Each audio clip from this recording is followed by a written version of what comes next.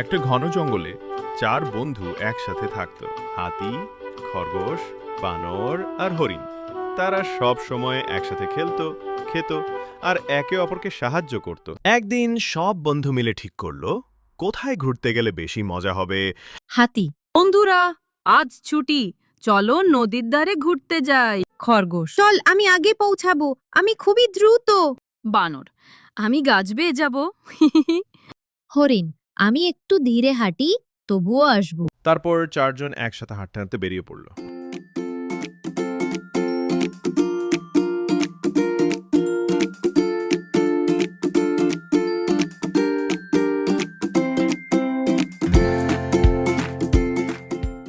সবাই নদীর তীরে পৌঁছে গিয়ে ঘুরতে লাগলো। নদীর ধারে ঘুরতে ঘুরতে হরিণ একটি শিকারীর ফাঁদে আটকে যায়।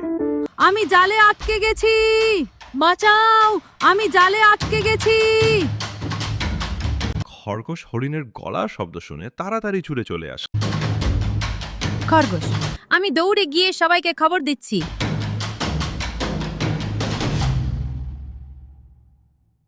বানর, আমি ওপর থেকে দেখে নিচ্ছি শিকারী আসছে কিনা।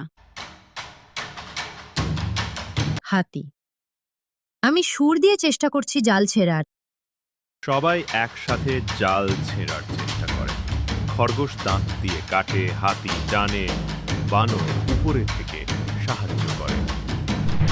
অনেকক্ষণ ধরে চেষ্টা করার পর হরিণ জাল থেকে মুক্ত হয়। হরিণ, তোমরা না থাকলে আমি আজ মুক্ত হতে পারতাম না। তোমরাই আমার সত্যিকারের বন্ধু। তারপর সবাই একসাথে গল্প করতে করতে সেখান থেকে বেরিয়ে পড়ল।